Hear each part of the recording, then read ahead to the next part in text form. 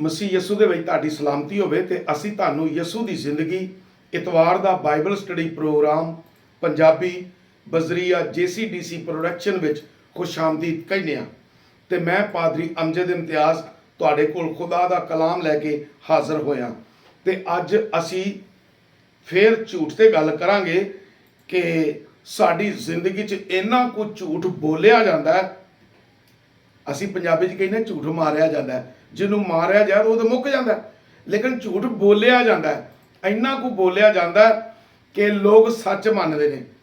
ਤੇ ਅੱਜ ਅਸੀਂ ਗੱਲ ਕਰਾਂਗੇ ਇਹ ਉਹ ਗੁਨਾਹ ਹੈ ਜਿਹਦੇ ਤੋਂ ਖੁਦਾ ਬੜੀ ਨਫ਼ਰਤ ਕਰਦਾ ਹੈ। ਖੁਦਾ ਨੂੰ ਚਿੜ ਆ ਜਾਂਦੀ ਹੈ, ਖੁਦਾ ਨੂੰ ਗੁੱਸਾ ਆ ਜਾਂਦਾ ਹੈ, ਇੰਨਾ ਗੁੱਸਾ ਆ ਜਾਂਦਾ ਹੈ ਕਿ ਹੱਦ ਤੋਂ ਜ਼ਿਆਦਾ। ਤੇ ਅੱਜ ਅਸੀਂ ਯਹੋਨਾ ਦੀ ਅੰਜੀਲ ਉਹਦੇ 8ਵੇਂ ਬਾਬ ਦੀ 44 ਆਇਤ ਪੜਾਂਗੇ। ਤੇ ਖੁਦਾ ਦੇ ਕਲਾਮ 'ਚ ਇੰਜ ਲਿਖਿਆ, ਯਹੋਨਾ 8 ਬਾਬ ਉਹਦੀ 44 ਆਇਤ ਦੇ ਵਿੱਚ, ਜ਼ਰਾ ਗੌਰ ਨਾਲ ਸੁਣੋ। ਤੁਸੀਂ ਆਪਣੇ ਪਿਓ ਅਬਲੀਸ ਤੋਂ ਹੋ ਤੇ ਆਪਣੇ ਪਿਓ ਦੀਆਂ ਖਾਹਿਸ਼ਾਂ ਨੂੰ ਪੂਰਾ ਕਰਨਾ ਚਾਹੁੰਦੇ ਹੋ। ਉਹ ਮੁੱਢੋਂ ਹੀ ਖੂਨੀ ਸੀ ਤੇ ਸੱਚਾਈ ਉੱਤੇ ਖਲੋਤਾ ਹੀ ਨਹੀਂ, ਕਿਉਂ ਜੋ ਉਹਦੇ ਵਿੱਚ ਸੱਚਾਈ ਨਹੀਂ। ਜਦੋਂ ਉਹ ਝੂਠ ਬੋਲਦਾ ਹੈ ਉਹ ਆਪਣੇ ਹੀ ਵੱਲੋਂ ਬੋਲਦਾ ਹੈ, ਕਿਉਂ ਉਹ ਝੂਠਾ ਹੈ ਤੇ ਝੂਠਾਂ ਦਾ ਪਿਓ ਹੈ। ਇਹ ਖੁਦਾਵੰਦ ਯਿਸੂ ਮਸੀਹ ਦੀਆਂ ਗੱਲਾਂ ਯਹੋਨਾ 8ਵੇਂ ਬਾਬ ਦੀ 44 ਆਇਤ ਦੇ ਵਿੱਚ ਉਹਨੇ ਲਿਖੀਆਂ ਨੇ ਕਿ ਝੂਠ ਮਾਰਨ ਵਾਲਾ ਅਬਲੀਸ ਚੋਂ ਹੈ, ਸ਼ੈਤਾਨ ਚੋਂ ਹੈ। ਤੇ ਜਦੋਂ ਉਹ ਬੋਲਦਾ ਤੇ ਤੁਸੀਂ ਉਹਦੇ ਪੁੱਤਰ ਬਣ ਜਾਂਦੇ ਹੋ। ਜ਼ਰਾ ਗੌਰ ਨਾਲ ਸਮਝ ਲਓ, ਅੱਜ ਬੜੀ ਗੱਲ ਸਮਝਣ ਵਾਲੀ ਹੈ। ਮੈਂ ਅੱਜ ਉਹਨਾਂ ਭੈਣਾਂ ਤੇ ਭਰਾਵਾਂ ਨਾਲ ਤੇ ਬੱਚਿਆਂ ਨਾਲ ਗੱਲ ਕਰਨਾ ਚਾਹਨਾ ਜਿਹੜੇ ਝੂਠ ਬੋਲਦੇ ਨੇ। ਤੇ ਖੁਦਾ ਦਾ ਕਲਾਮ ਜਿਹੜਾ ਯਿਸੂ ਮਸੀਹ ਦੇ ਮੂੰਹੋਂ ਨਿਕਲਿਆ ਉਹ ਕੀ ਕਹਿੰਦਾ ਹੈ ਕਿ ਝੂਠ ਬੋਲਣ ਵਾਲੇ ਅਬਲੀਸ ਦੇ ਬੇਟੇ ਨੇ, ਕਿਉਂ ਸ਼ੁਰੂ ਤੋਂ ਹੀ ਝੂਠ ਬੋਲਦਾ ਹੈ। ਤੇ ਜਦੋਂ ਝੂਠ ਬੋਲਦੇ ਹੋ ਤੇ ਤੁਸੀਂ ਉਹਦੇ ਪੁੱਤਰ ਬਣ ਜਾਂਦੇ ਹੋ, ਉਹਦੇ ਉਰਦੂ 'ਚ ਕਹਿੰਦੇ ਆ ਫਰਜ਼ੰਦ ਬਣ ਜਾਂਦੇ ਹੋ ਤੇ ਉਹਦੇ ਪੁੱਤਰ ਬਣ ਜਾਂਦੇ ਹੋ। ਤੇ ਇਹ ਗੱਲ ਸਮਝ ਲਓ ਇਮਾਨਦਾਰੋ, ਖੁਦਾ ਦੇ ਖਾਦਮੋ, ਜਦੋਂ ਕਿਤੇ ਤੁਸੀਂ ਝੂਠ ਬੋਲ ਜਾਂਦੇ ਹੋ ਤੇ ਫਿਰ ਤੁਸੀਂ ਖੁਦਾ ਦੇ ਬੇਟੇ ਨਹੀਂ, ਤੁਸੀਂ ਅਬਲੀਸ ਦੇ ਫਰਜ਼ੰਦ ਬਣ ਜਾਂਦੇ ਹੋ, ਅਬਲੀਸ ਦੇ ਪੁੱਤਰ ਬਣ ਜਾਂਦੇ ਹੋ।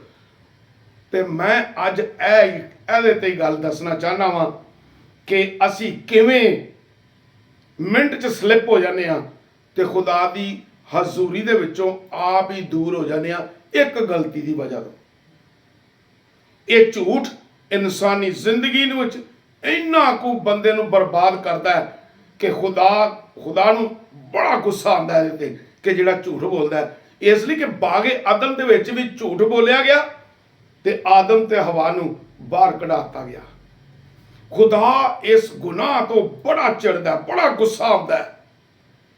ਖੁਦਾ ਕਹਿੰਦਾ ਇਹ ਕੰਮ ਤੇ ਸ਼ੈਤਾਨ ਦਾ, ਮੇਰੇ ਦੁਸ਼ਮਣ ਦਾ ਇਹ ਕਰਨ ਡਿਆ, ਇਹਨੇ ਝੂਠ ਕਿਉਂ ਬੋਲਿਆ?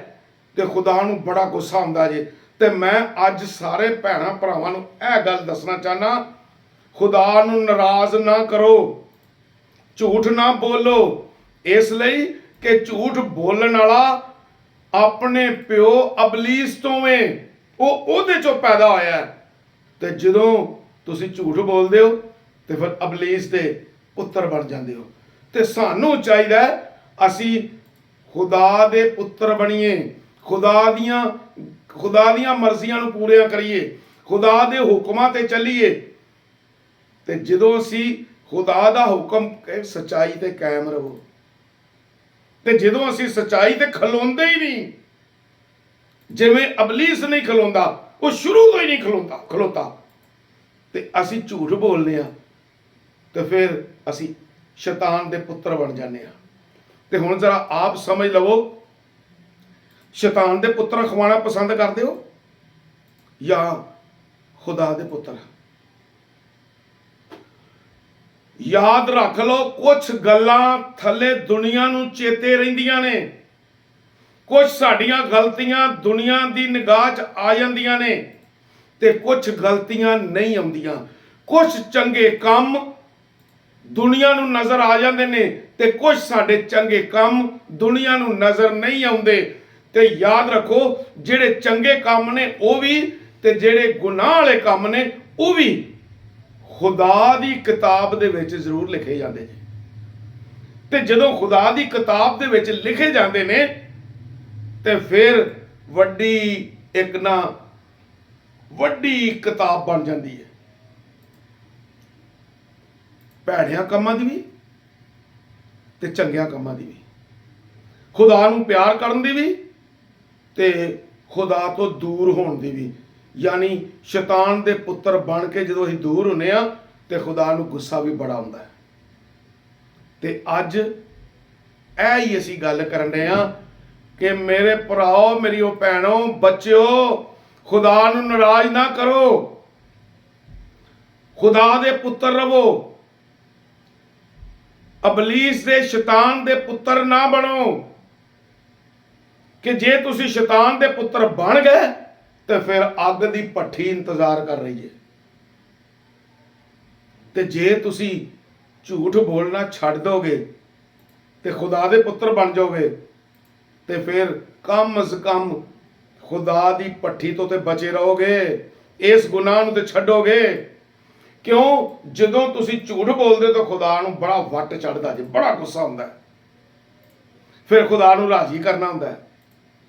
ਜੇ ਤੁਸੀਂ ਬਾਅਦ ਚ ਇੰਨੀਆਂ ਮਿੰਨਤਾਂ, ਤਰਲੇ, ਰੋਣਾ, ਰੋਜ਼ੇ ਰੱਖਣਾ, ਖੁਦਾ ਨੂੰ ਰਾਜ਼ੀ ਕਰਨਾ, ਉਹ ਤਾਂ ਪਹਿਲੋਂ ਹੀ ਨਾ ਹਾਂ ਕਰੋ। ਤੁਸੀਂ ਝੂਠ ਹੀ ਨਾ ਬੋਲੋ। ਜੇ ਝੂਠ ਬੋਲਦੇ ਹੋ, ਖੁਦਾ ਨੂੰ ਨਾਰਾਜ਼ ਕਰਦੇ ਹੋ, ਤਾਂ ਫਾਇਦਾ ਕੀ? ਫਿਰ ਉਨੀ ਸਖਤੀਆਂ ਵੀ ਸਹਿੰਦੇ ਹੋ, ਉਨੀ ਪੀ ਵੀ ਸਹਿੰਦੇ ਹੋ।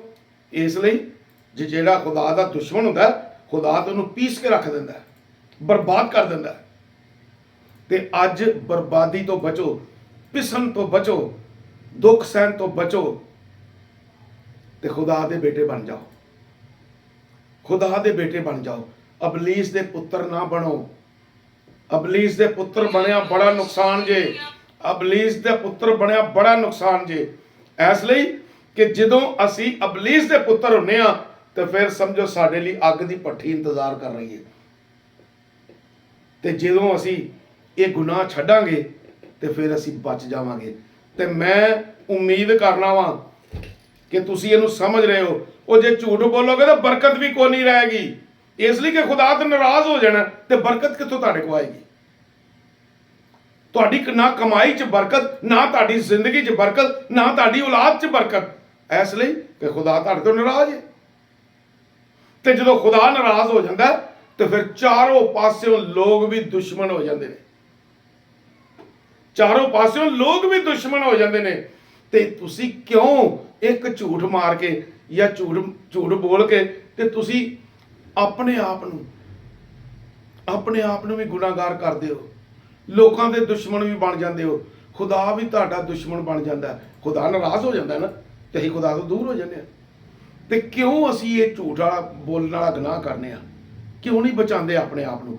ਤੇ ਅੱਜ ਮੇਰੀ ਗੱਲ ਪੱਲੇ ਬੰਨ ਲਓ, ਅੱਜ ਮੇਰੀ ਗੱਲ ਧਿਆਨ ਨਾਲ ਸੁਣ ਲਓ ਤੇ ਪੱਲੇ ਬੰਨ ਲਓ। ਅੱਜ ਤੋਂ ਬਾਅਦ ਝੂਠ ਬੋਲਣਾ ਛੱਡ ਦੇਵੋ। ਖੁਦਾ ਨਹੀਂ ਚਾਹੁੰਦਾ ਕਿ ਉਹਦੇ ਲੋਕ ਝੂਠ ਬੋਲਣ। ਇਸ ਲਈ ਕਿ ਜੇ ਤੁਸੀਂ ਝੂਠ ਬੋਲਦੇ ਹੋ ਤੇ ਫਿਰ ਤੁਸੀਂ ਖੁਦਾ ਦੇ ਲੋਕ ਨਹੀਂ, ਤੁਸੀਂ ਅਬਲੀਸ ਦੇ ਪੁੱਤਰ ਬਣ ਜਾਂਦੇ ਹੋ। ਤੇ ਮੈਂ ਇਮਾਨ ਰੱਖਣਾ ਵਾਂ ਕਿ ਤੁਸੀਂ ਇਸ ਕਲਾਮ ਨੂੰ ਸਹੀ ਸਮਝ ਲਿਆ। ਮੇਰੀ ਇਹ ਗੱਲ ਜਿਹੜੀ ਮੈਂ ਕਲਾਮ ਚੋਂ ਸਮਝਾ ਰਿਹਾ ਵਾਂ, ਕਿਉਂ ਖੁਦਾ ਕਹਿੰਦਾ ਤੇ ਉਹ ਮੈਂ ਤੁਹਾਨੂੰ ਦੱਸਣ ਡਿਆ ਵਾਂ। ਅੱਜ ਤੋਂ ਬਾਅਦ ਝੂਠ ਬੋਲਣਾ ਛੱਡ ਦੋਗੇ ਤੇ ਨਵੀਂ ਜ਼ਿੰਦਗੀ ਆਪਣੇ ਆਪ ਸ਼ੁਰੂ ਕਰੋਗੇ, ਜਿਹੜੀ ਝੂਠ ਬੋਲਣ ਤੋਂ ਬਗੈਰ ਹੋਵੇ, ਜਿਹੜੀ ਕਿਸੇ ਨੂੰ ਫਰੇਬ ਦੇਣ ਵਾਲੀ ਨਾ ਹੋਵੇ। ਤੇ ਤੁਸੀਂ ਖੁਦਾ 'ਚ ਵਾਧੇ ਜਾਵੋ ਤੇ ਤਰੱਕੀ ਕਰੋ। ਮੈਂ ਤੁਹਾਡੇ ਲਈ ਇਹ ਬਰਕਤ ਚਾਹੁੰਦਾ ਵਾਂ ਕਿ ਤੁਸੀਂ ਇਹ ਗੁਨਾਹ ਛੱਡ ਕੇ ਤੇ ਖੁਦਾ ਦੇ ਕੋਲ ਆ ਜਾਓ ਤੇ ਖੁਦਾ ਦੀਆਂ ਬਰਕਤਾਂ ਪਾਵੋ। ਖੁਦਾ ਤੁਹਾਨੂੰ ਇਸ ਕਲਾਮ ਤੋਂ ਅਮਲ ਕਰਨ ਦੀ ਤੌਫੀਕ ਦੇਵੇ। ਆਮੀਨ।